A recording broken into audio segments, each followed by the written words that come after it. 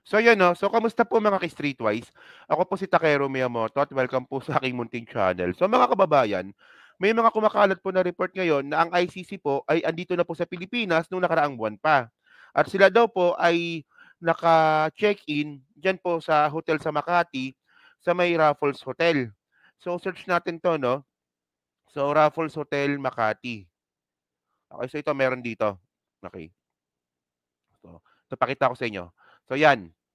So sabi sa report mga ka-Streetwise, andito daw po ang ICC ngayon. Nung October pa ha. So bali ito 1 Raffles Drive, Makati Avenue, Makati 224 Metro Manila. So tingnan natin yung image 'no. So 'yan, so ito pala, may image dito. 'Yan. So ito Raffles Hotel. 'Yan. So base po sa report mga kababayan, andito daw po naka-check-in ang ICC sa hotel po na 'to sa Makati. Well, baka sabihin niyo na naman kasi dito na, "Takero, bakit mo kino-content 'yan? Eh, confidential 'yan." Actually po kasi, lumabas na po ito sa mga reports sa diaryo. So, ang ginagawa lang natin dito is iniingay lang po natin at para rin po 'no, information din po ito sa mga tao. So ngayon ito saan ko nakuha yung information ng ICC po ay nasa Pilipinas at diyan mismo sa hotel na yan naka-check-in. So puntahan po natin yung balita from Manila Bulletin. Ito okey. Ito. Kita ko na, 'yan. Manila Times pala, sorry. Manila Times. So sabi dito 'no, okey. Manila Times, ICC probe already in the Philippines. So ito po ay sinulat po ni Franco C. Baronia. So sabi dito 'no, investigators of the International Criminal Court have been in the Philippines since October as part of the inquiry into the Philippines war on drugs. O yan So meron tayong reference dito, hindi ito gawa-gawa lang. Oh, hindi naman po kasi tayo tulad po ng mga bobong DDS na basta lang nagsasalita ng walang reference. Tayo meron tayong ebidensya dito. So sabi pa dito, the presence of the investigators has not been officially confirmed by the ICC or the Philippine officials. Sources told the Manila Times. So merong source po yung Manila Times na ang ICC po ay nasa Pilipinas na. So sabi dito, the presence of the investigators has not been officially okay. Among the prominent members of the investigating team are ICC Senior Investigator William Rosato and Glenn Cala. Okay. So ngayon, itong si William Rosato, mga ka-Streetwise, confirm po ito na siya po ay prosecutor ng ICC.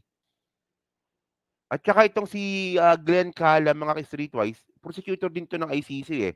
Nakita ko to sa website ng ICC mismo.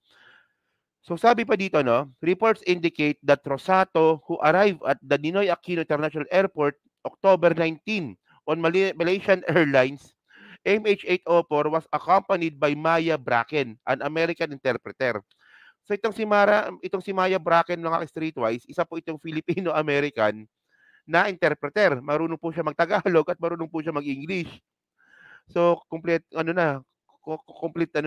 Ricardos na po, no? So continue pa natin. Sabi pa dito sa report, okay, Rosato is the lead investigator in the ICC's Office of the Prosecutor. He has been conducting similar investigation for the past 15 years.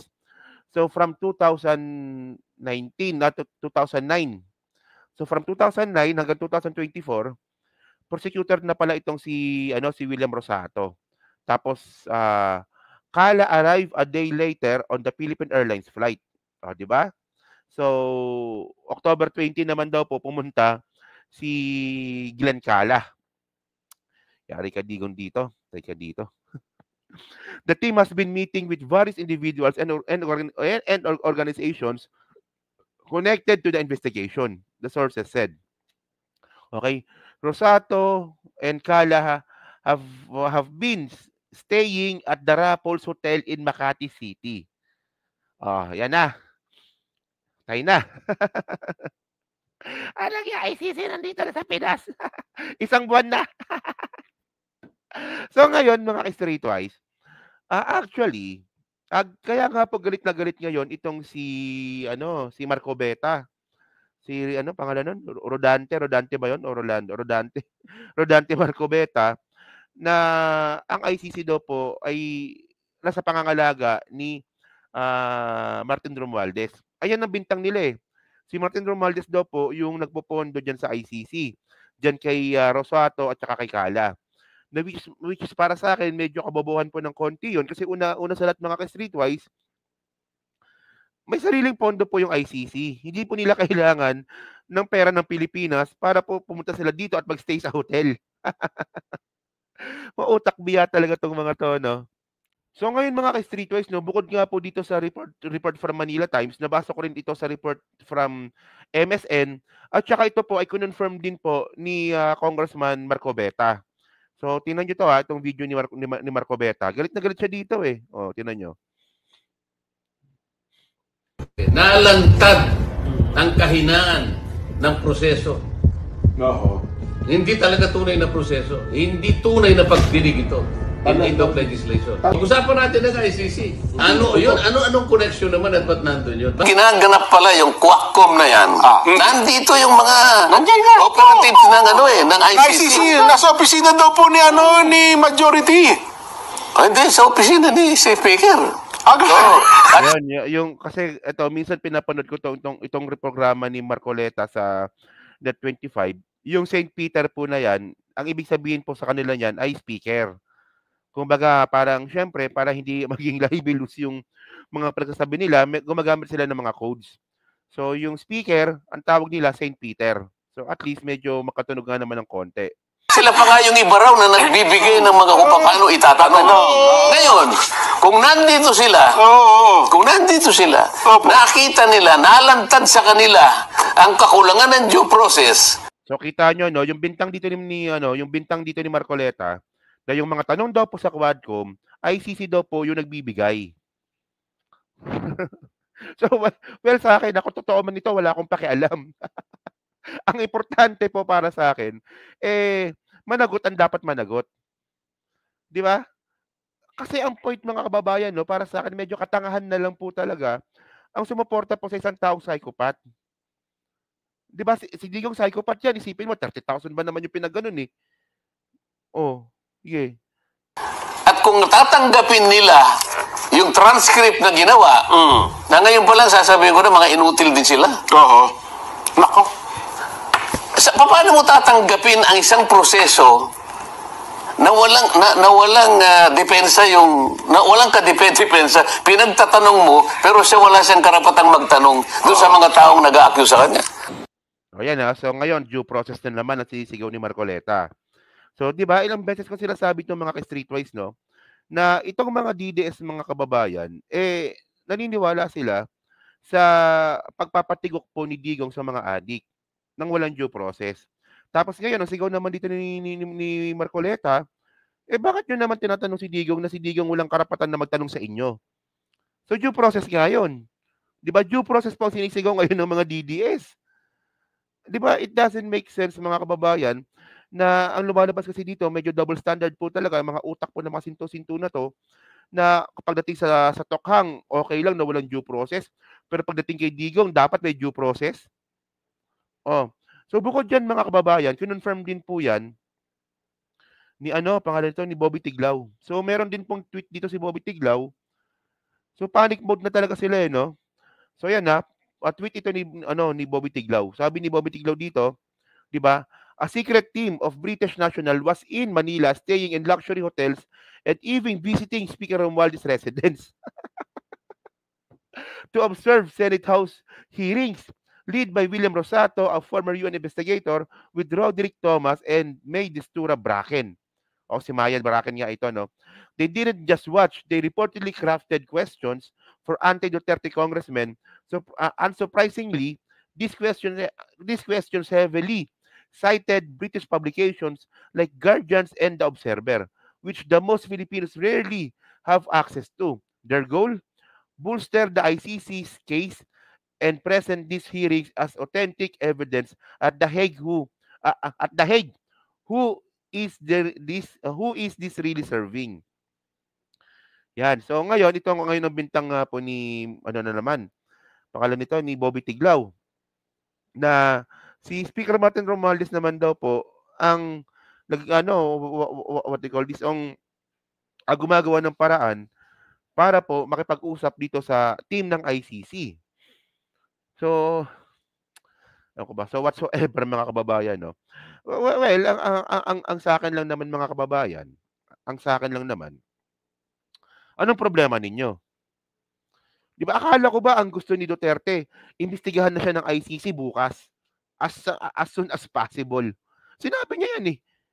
Eh, ayan ang problema sa inyo, eh. 'Pag sinabi ni Duterte, kayo mismo ang namimili kung ano yung biro at ano yung seryoso. Well, dapat kasi mga kababayan kapag kayo po ay nasa under oath, dapat lahat po ng sasabihin ninyo seryoso. So ito yung sinasabi ko, ito, alam ko napanood niyo na 'to pero, papakita ko lang ulit sa inyo. Ito yung sagutan ni Brosas tsaka ni Digong. Okay, sige. President ba ay willing na mag-cooperate sa investigation sa ICC? Kaugnay dito? ICC, ma'am. I'm asking the ICC to hurry up, O, di ba? and if possible, they can come here and start the investigation tomorrow. This issue has been left hanging for so many years. Matagal, ma'am. Baka mamatay na ako, hindi na nila ako maimbestiga. O, di ba? O, sabi naman pala ni Digong, eh. So, anong nirereklamo ni Bobby Tiglao tsaka ni Marcoleta? Na yung ICC na sa Pilipinas na. So, anong problema ninyo? Eh, kung gusto naman pala ni Duterte na imbestigahan siya ng ICC, so anong pinag-ngawa nyo dyan? Nakuha nyo yung point, mga kababayan? Ngayon, ang sasabihin na naman dito ng mga bobong DDS, ito kayo, mga tululaway pa yan, ito kayo, ano yun eh, nagbibiro lang naman si Digong yan eh. Ayan ang problema sa inyo. Di ba? Actually, kung matino kang tao, di ba? Dapat, kapag under oath ka, dapat palaging seryoso dapat ang sagot mo. So ngayon, sabi ni Duterte, gusto niya na imbestigahan siya ng ICC, so be it. Huwag kayo mag-iingay-ingay dyan. Huwag niyo kakontrahin yung gusto ni Digong. Gusto niya pala yan eh, tapos kukontrahin ninyo. Paka-engot nyo naman, di ba? So yun mga ka-streetwise, no? So kayo po, no? Dyan po sa Team Replay, ano po masabi nyo nga po dito? So kayo ba, naniniwala ba kayo na itong ICC po ay nasa Raffles Hotel po dyan po sa Makati? ICC team. Okay, so merong prosecutor na dalawa, merong interpreter, at syempre merong mga staff po yan. So isang team po ito ng ICC na nandyan po sa Raffles Hotel na check-in. At malamang ngayong lumabas na nga po itong balita na po na to, malamang baka lumipat na po ng hotel itong mga to. Further safety, no? Kasi, kung bigla nilang lumabas ng balita na to eh, di ba?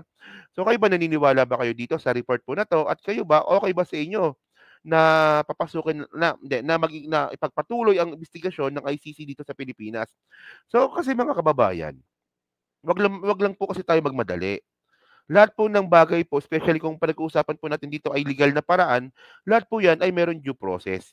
Wag po tayo magmadali kasi kung magmamadali po tayo, matutulad lang po tayo kay Digong na hindi po naniniwala sa due process.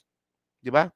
So yan na, so dyan po sa Team Replay, syempre, pa-like, pa-subscribe, at kung di naman kalabisan, pa-share na rin po ng video po na to. So hanggang sa muli po, kita na lang ulit tayo sa susunod nating content. Thank you, salamat, and bye-bye.